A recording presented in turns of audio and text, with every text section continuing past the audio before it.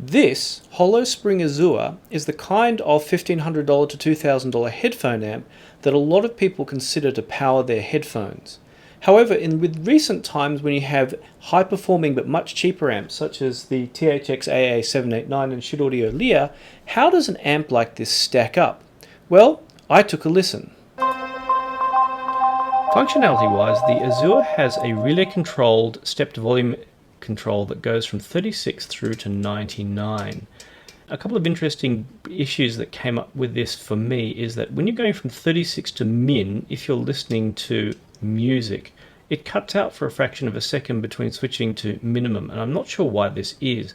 The other thing is at the minimum volume level, I was using it as a preamp to the Master 10, and there was still music playing through at the minimum volume level. So the volume control, I think, doesn't go quiet enough to be totally ideal. Input-wise, thankfully, of course, the Azure has a remote control where you can control everything easily. For example, you can dim the display as necessary if you're listening in a dark room or at night, or you can turn it off. You can also, of course, the volume control can be controlled continuously, albeit at not a particularly high speed. There's an instant mute button, which is very handy. And you can also, of course, control the output, which can go from headphone, low impedance, high impedance to, and line out. You also have, of course, the input controls, single-ended or balanced. Now, the only thing I don't like about this is that those indications of what you're using are shown by single LEDs, one for the output and one for the input on the front. So the thing is, let's say you set an output, then you go, oh, it's red. I have to check what red is, or RHP low. And it's a little bit slower than if you'd have a series of LEDs on the front and each one had a label. It'd be much faster to check. Likewise, the input. But if you don't have the remote control handy, you can also control things through the volume knob. One short press will turn on mute on and off, and a long press will allow you to select inputs and outputs. There's the input, another long press, and we have the output. So the whole functionality can be controlled if you do misplace the volume control, though it is a little bit fiddly compared to something which, say, has buttons. And it might have been better for functionality to have buttons on the front, although, of course, maybe there is a degree of limited space inside the box. I listened with the Azure amp primarily with Focal's Utopias and also Mez's Empyreans, which I've got hanging here. I also used it as a preamp in my main speaker system, going to an Audio GD Master 10 and a pair of LX speakers. And I also got to use it with a variety of DACs, HitaAudio's Yggdrasil, Chord's Hugo 2, and also the Kitsune tuned edition of the HoloSpring 2 DAC. As well, I compared it to amps in similar price range, such as the Audio GD's Master 9 and SoundAware's P1, and I compared it to how it sounded compared to cheaper amps, such as the Drop, or formerly known as Mass Drop, THX AAA789, and the HoloAudio Lear 3. And in that I got a fairly good impression of how it sounds. Now it's a fairly neutral amp. I wouldn't call it particularly colored in any way. It goes for a kind of neutral, gives an immediate sense of being getting out of the way and just letting the music come through. Other amps in comparison, so the THX AAA789, kind of sound a little bit kind of flatter and less dynamic. Now the difference between the two amps is not that dramatic, but it was still very noticeable. The thing is, even though the difference wasn't that dramatic, this is only a quarter of the price. Well, that's if you can get hold of one. But still, the Azure presented more of a sense of space, and notes jumped out more. They were more dynamic than they were with the 789. And I gathered a lot of strong negative feedback amps tend to lose some dynamics in when they do use a lot of negative feedback in their designs. It was also more detailed than something like the Lear. The Lear is a kind of fun amp. It's very much dependent on the tube that's in it. But still, when you're jumping up to the kind of $1,400 to $1,600 amps, you are getting more detailed. Even if these amps do sound good, I did find still the presentation was better, especially if you're using a high-end DAC, which I am in all cases. SoundAware's P1 in comparison, it's tuned to sound like a particular Accuphase amp and is slightly on the warm and sweet side in terms of tuning. So it's a very deliberately tuned amp in compared to things like the Audio GD Master 9, which is designed to be kind of wire with gain or dead neutral. The P1 loses maybe the tiny bit of detail in exchange for a slight bit of sweetness, and some people prefer that kind of sound. Maybe probably a little bit more beneficial if you're not using maybe the most high-end DAC. But if you're using, say, you have a DAC which is very dry sounding and you kind of find it a little bit kind of uninvolving, something like this can add a little bit of sweetness to the system. Whereas the Azure seemed to be a little bit more detailed. It actually revealed very well the differences in how each DAC presented the music, such as the difference between the Hugo 2 and the Yggdrasil, and the non-oversampling mode of the HoloSpring 2.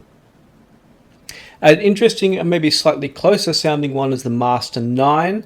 The Master 9, of course, as I said, is designed to be proverbial wire with gain, absolutely dead neutral. It was interesting that vocals sounded slightly more forward on the Master 9, giving me the feeling that the Azure is maybe very slightly V-shaped in sound. Now, maybe if you run this through and you might see a flat frequency response, but some manufacturers have a slight V-shape in their crosstalk measurements, and this gives more of a sense of soundstage to their designs. And of course, you may notice this thing in DACs too. If they don't have a completely flat crosstalk measurement, they may have a slight coloration to the sound.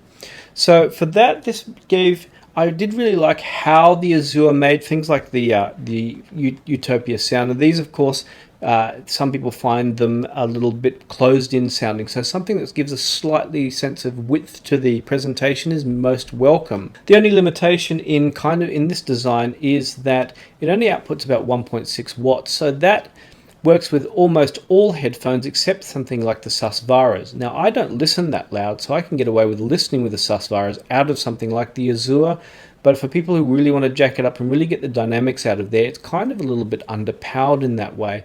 And power requirements for headphones go up very much exponentially as you go between, say, 90 to, say, 110 dBs.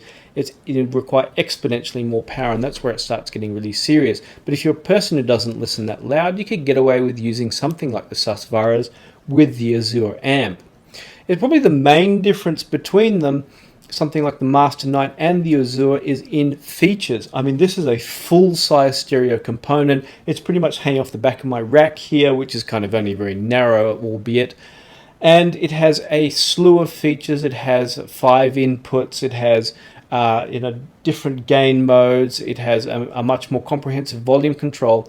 I think the advantage of this as a preamp was that compared to the Azure couldn't go completely quiet in my system. It was always seemed to be playing at some kind of volume, albeit a noticeable but quiet one, even at minimum volume, when I was going to my speaker system, whereas the Master 9 could go down low enough down to pretty much 0. So in that, this is more fully featured, and you get more metal, you get more of everything for your money. Whereas it probably is negative that it takes about 4 hours to get the most ideal sound out of it once you've switched it on, given that it's got so much circuitry to warm up. And if you weren't already aware, when you warm up resistors, they do change their resistance very slightly, so it does affect the sound of electronic components. This, on the other hand, being smaller and using mostly SMD, the smaller components, warms up faster and gets to its best much faster than the Master 9 does. It also takes up a lot less space. So apart from my minor disagreement about maybe I wish that it had an LED for each option on the front, and that the volume control had more steps.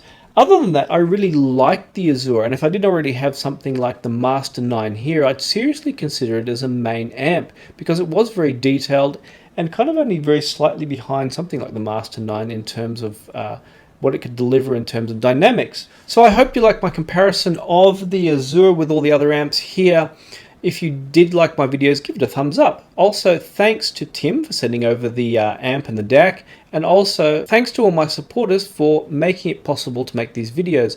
The people whose names you see on screen, as well as many others, have, for the equivalent of, say, buying me a coffee once in a while, if they have any questions, say they want to buy something, they need some help, they can ask me anytime directly. They see these videos days or sometimes quite a bit further in advance, without ads, and they also go in the draw once a month to win gear from that I no longer use. So if you'd like to become a supporter, check out the links below. So any questions, comments, criticisms? What do you reckon? Did you own one of these amps? Are you considering one? Ask in the comments below, or let me know your thoughts. Thanks once again for watching, and I'll see you online.